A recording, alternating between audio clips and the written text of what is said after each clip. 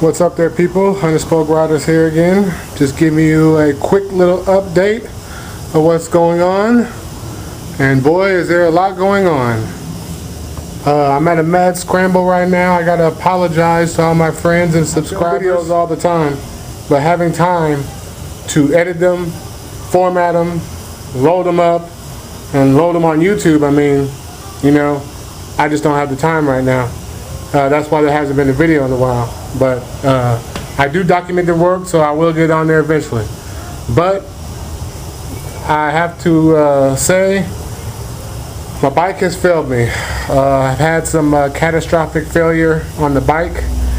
I don't really know, I'm not 100% sure what's wrong with it, but that's what it is. I'm not going to get into that right now. That's a whole different story, a whole different video. This is about my El Camino. Because this bike has failed me, I don't have a reliable transportation anymore. That's kind of put me in a mad scramble with this El Camino. As you know, I've been painting the pieces and this and that, but now I'm trying to get it back on the road quick, fast, in a hurry because I ain't got no ride. So, you know, it's just been for the last 2 days. I ain't really had a lot of time to stop and film and do a step-by-step on how to put the bushings back in. But it's just one of them situations where it is what it is. And of course, it's dark as hell, you can't hardly see it, but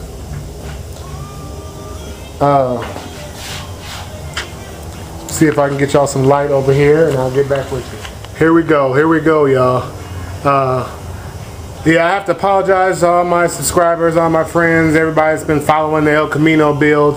I really didn't have time to set up the camera and, you know, do a step-by-step how to put the bushings back in. But it's pretty much the same way that you take them out. But don't worry, I gotta do all this stuff again on my Cutlass. So the Cutlass I'll be doing in slow motion. I have a little bit more time. So I'll definitely do a pretty detailed how-to video. But for now, all the trailing arms got the bushings in them. The long ones on both sides, and the short ones on that one end. I got the ball joints and bushings and upper A-arms. I got the new, let me see if I can do this here. How I'm gonna do this with the light. I got the new rods. This right here. That right there. I wanted to paint this. I just don't have the time. I wanted to hang it up, scuff it up, and, you know, paint it. But now that my motorcycle's down, I'm kind of in a mad rush to get this El Camino back on the street, so I can have something. I basically got 3 days. If I don't get this going in 3 days, then I pretty much ain't gonna have a way to work. It's time for me to go back to work. So yeah, I think what's gonna happen is, you know, I did chip the hell out of the A-arms, but I'll touch it back up once everything's back on the car. When I'm touching it up, I might just this right here, I might just brush, use the same paint I've been using, but just use a sponge brush to just kind of brush it on. Because, excuse me. For now, like I said, I'm in a kind of a hurry, but that's the update. Upper ball joints all in, lower ball joints. Some lower ball joints were a bitch. They're not really 100%. I'm not really happy with the way the lower ball joints turned out. But once again, it is what it is. I'm in a hurry, so it should be okay. Worse, I'm not really concerned with the lower ball joints because, like I said, you see right here, I kind of scratched the hell out of them, getting them pressed on there. But I'll touch all that up again, and I can always do something with these lowers while they're still on the car. I just gotta hurry and get this stuff back on the car. Going down, it kind of messed me up, but you know, it's not totally gone. It is going to require some time and money, and maybe even to go to the shop. I don't even know if I got the tools to fix it, but for right now, I'm just focused on this El Camino. I can't deal with this bike right now. I got too much stuff going on. But there it is, y'all. I pretty much got all them done. And these parts will go back on. The only thing that sucks is about this whole situation, about this bike situation, is it's kind of making me rush and do stuff that I didn't, like I really wanted to paint the springs just to get an extra coat of paint on them, but I don't think that's going to happen. I just don't have time to do it. So everything else in the pile is the stuff that I need. Next stage is get all this stuff on the car. And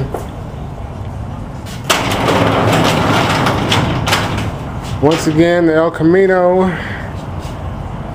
Oh, the El Camino. It's really.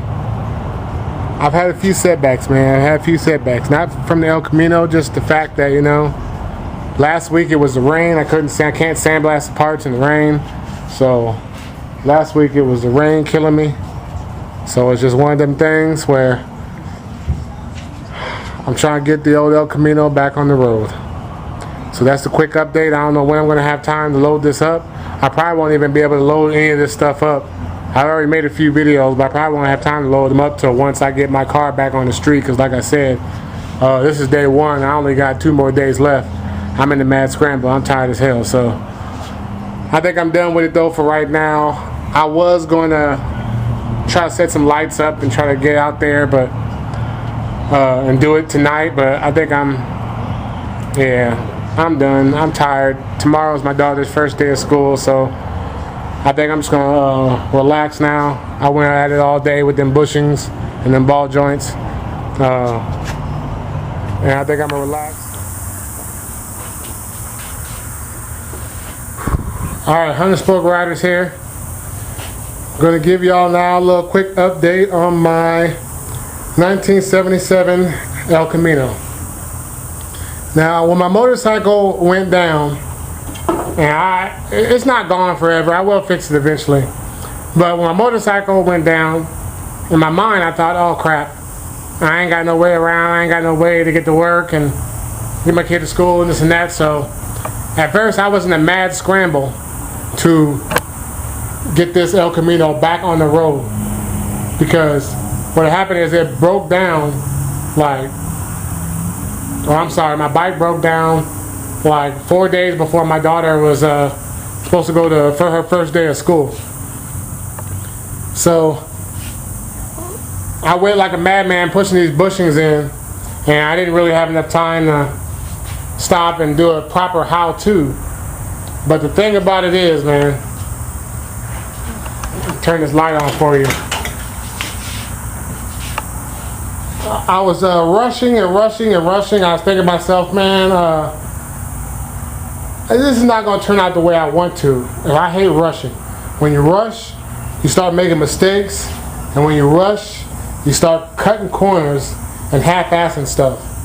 And I'm going to show you the main thing that made me not want to, made me go out and get me another car to drive daily. You see that bottom? It's the bottom. I had a hell of a time with the bottom A-arms. Y'all seen the press I have, and no matter what I did, well, at the end of the day, that press I got does every bushing great, except I guess it's not enough. It's not enough for this bottom ball joint. And let me see if I can flip it the other way and show you what I'm talking about. I was in such a hurry, trying to get this ball joint in here and try to get this El Camino back on the road in 4 days. I scratched and scuffed the hell up out of the damn A-arm. In my mind, I was thinking, the hell with it. I'll just sand it back down a little bit and touch it up with some paint once I get it all back on the car. So I'm rushing. And then I got down to this last lower ball joint, and the problem is, on one, no matter how I pulled this ball joint out, and reinstalled this ball joint about 10 times, both of them. And no matter how many times I did it, I just could not get that ball joint all the way pressed in there. See, on the other side that you can't see, it's all the way in there touching. But then when it comes around here, it's like sitting at an angle. And no matter what I did, I could not, for the life of me, get that damn ball joint pressed in there all the way. So I've come to the conclusion is, the only way you're going to get that bottom A-arm ball joint in there is if you have a brake press. And for some reason, we had a brake press, but my brother, it wasn't a store-bought brake press. It was a homemade brake press that my brother made. When I tried to use it to put these ball joints in, it wouldn't work, and I couldn't figure out why. And then once I talked to him, my brother, I realized he didn't make that brake press to. He didn't make the brake press to do the ball joints. He made the brake press because we didn't have that C brake press, and he made it to put these bushings in right here. You know, that's what he designed his brake press off of. So the brake press was too tall to do, you know, to smash these bushings. I had to put it was just a fiasco. So in my mind, you know, I'm in a rush, I'm in a hurry, and I'm thinking to myself, well, that's good enough. That's good enough. I'm just gonna put it back together. I gotta get this car on the road, you know. But I wore myself out putting all these other bushings in. I did all this basically, and one day I was so tired of doing all this. I said, okay, I'm gonna sleep, and then the next day I'm gonna go put all this stuff on the car so I can get it back on the road. Well, when I slept on it, I realized that I don't want to put my car in the street knowing that ball joint ain't 100% right, you know. So what's gonna happen is I'm probably gonna end up having to take that to the shop. I don't really want to. It's not that I don't want to buy a brake, but the brake I have to buy to do this job, there's no way to fit that brake in the garage. So I'm just gonna take it to the shop and have them press that that bottom ball joint in the right way. That way I don't have to worry about it. Also, I like my El Camino too much. At the end of the day, I told myself I'm just gonna hurry up and get this on the road just to have something to drive and yada yada yada and this and that. After sleeping on it and thinking about it for a while, I realized I just like my El Camino way too much to half-ass it like that. So I knew in my heart I wasn't gonna get this car on the road in no damn 4 days. So, and then plus, here, let me go back to what I'm doing here. And also, of course, there's no light, but you've seen down here before. Anyway, also, I didn't really want to put all them shiny new parts on all this old oily rusty stuff. So I decided, you know, the best thing to do is just stop, quit trying to rush before you make mistakes, and then you're gonna have to tear it all, the mistakes will drive you crazy, and you have to tear it all down and tear it all apart again and start over. And so I said, let me stop and slow down and just do the damn shit the right way, you know. So I said, there ain't no way I'm gonna get this El Camino back on the street in 4 days. So that's why I decided to hell with it. I like my El Camino too much to do it like that. I can't half-ass it. So I decided to search for another car. I said, it'd be a lot easier for me just to buy another car that's clean, and rather than, half-ass the El Camino. So that's where it's going, y'all. I said, let me step back, and then if I get another car, that means I can do it the right way, the really right way. There's a strong possibility, well, for sure, now that I got another car, now that I have another car to drive, and I'm good with my daily drive, back in the scene with the daily driver, my daily driver situation is okay. I'm definitely going to pull the rear end. Honestly, I'm thinking about pulling the motor, to be honest with you. Now that I got another car to drive every day, now that I'm not in a huge hurry, just to hurry up and get this bad boy back on the road, because it's been driving me crazy. It's been down all summer. So, don't be concerned. I still will. That another reason why, to me, I was kind of I ain't gonna lie. After it was all said and done, with all these bushings and stuff, I ain't gonna lie, I was kind of disappointed in myself for not pulling out my camera and actually, doing the video. Since I did such a good video, and I ain't gonna say good, but since I did such a detailed video on how to pull the bushings out, I kind of, felt bad about not doing a detailed video about how to push the bushings back in, just because I was rushing. So that right there made me realize, hey, let me stop and just let me go buy me another car. That way I can go back to doing detailed videos again on El Camino, because that's what it's all about. On my how-tos is the El Camino.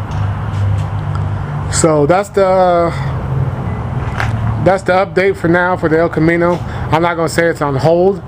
It's definitely not on hold, because I got a lot of stuff I could be doing. I got a lot of parts I could put on here.